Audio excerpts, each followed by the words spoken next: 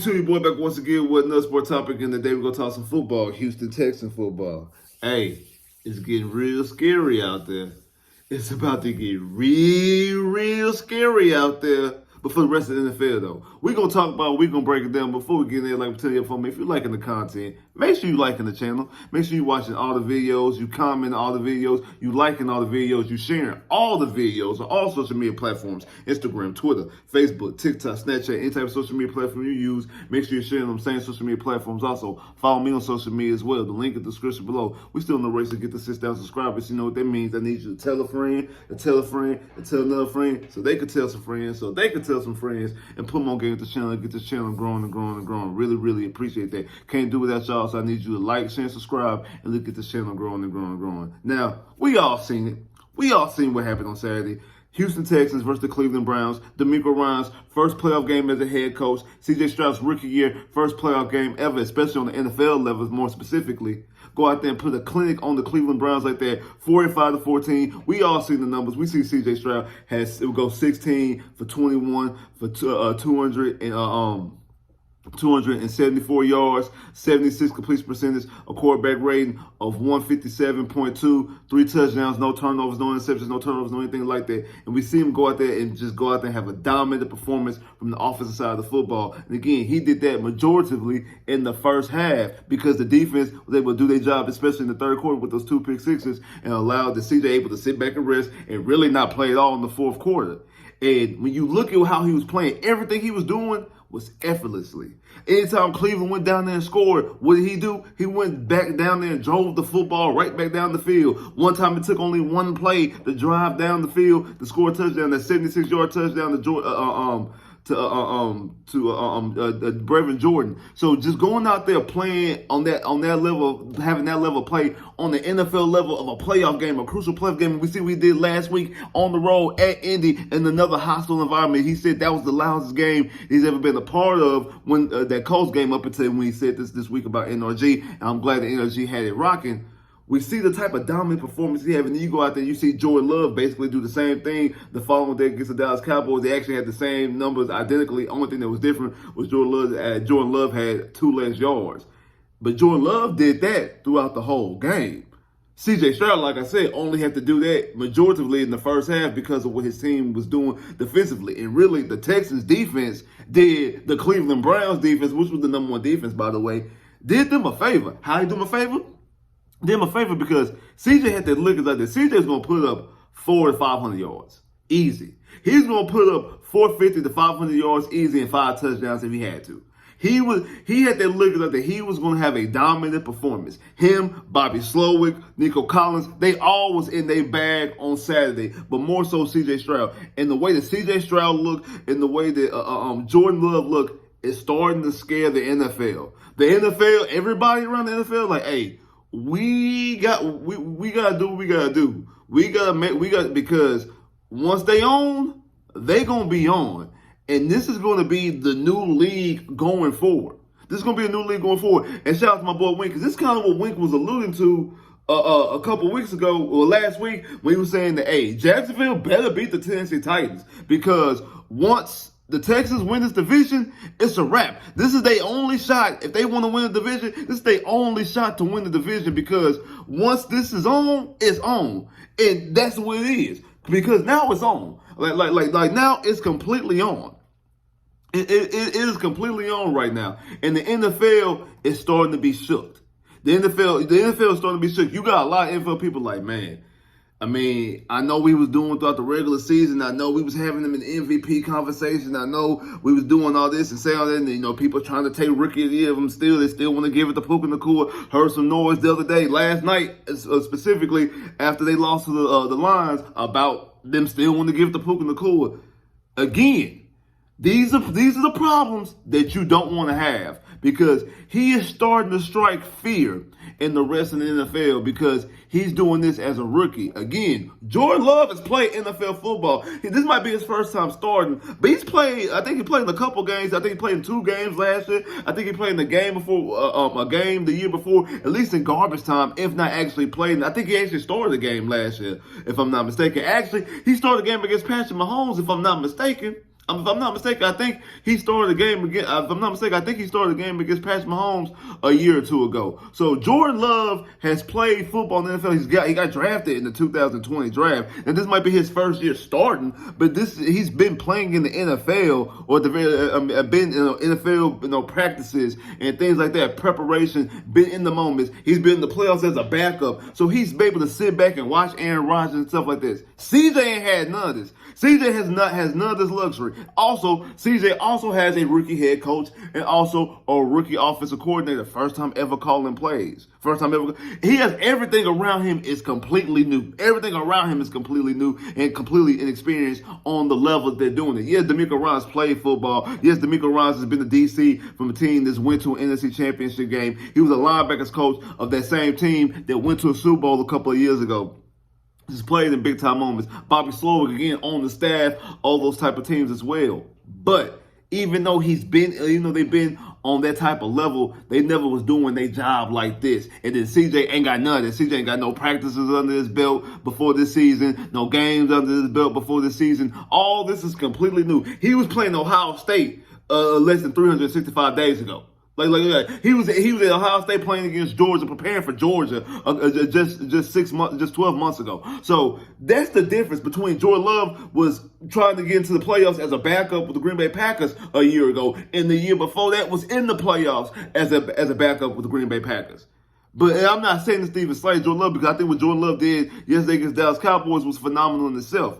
But those two things combined, it started to strike fear in the NFL. And CJ Stroud even more so because he's a rookie.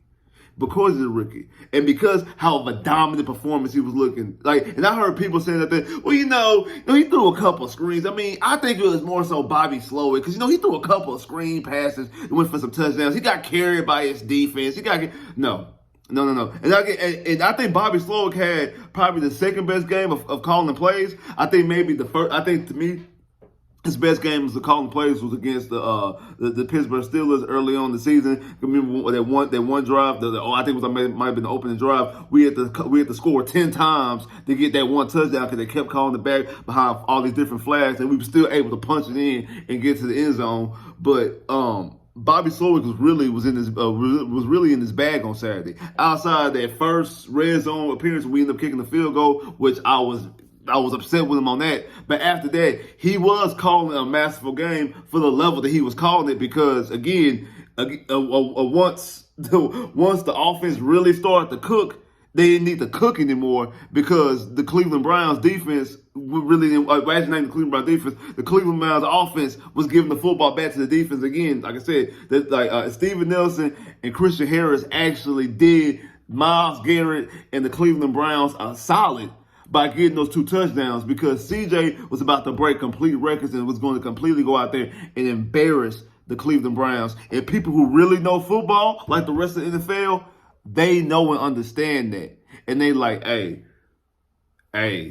what Jordan Love did against Dallas Cowboys was phenomenal. And it was, because they was running wide open. He looked great against the Dallas Cowboys. But what CJ's doing, what CJ did, and the thing is, they really the defense took the ball out and took the game out of his hands and had him able to sit down and chill for a fourth quarter before he really got into the groove. Like, he was in the groove, but he was in the zone. It's fitting his favorite player is Kobe Bryant, because he had that Kobe Bryant game look. He had that Kobe Bryant look in his eye. That's how he looked. Every time they panel and they showed him on camera, he had that Kobe Bryant stare in his eye.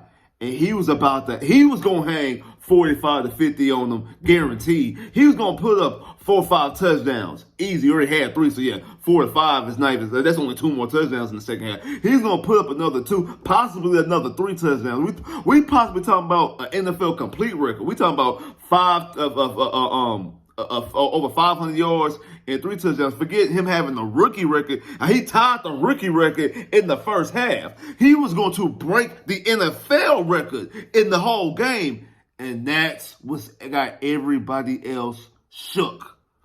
That's what got everybody else shook. They like, hey, this dude right here, hey, what Drake say? Top 2, top 3. This dude right here we gotta find a way to stop him now. We gotta find a way to stop him now. We do. We gotta find a way to stop him now.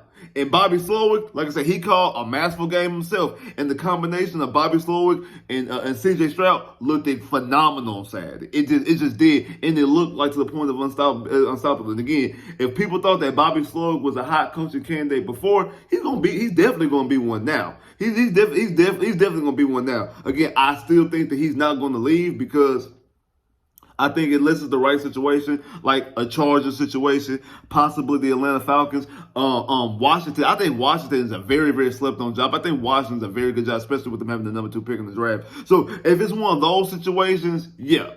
I don't think, like, you got the Titans, you got Seattle, you got the Patriots. I don't see him taking those jobs if they are offered to him. Again, now we talking about the Chargers, we talking about Washington, we talking about Atlanta. I actually think that he'll find.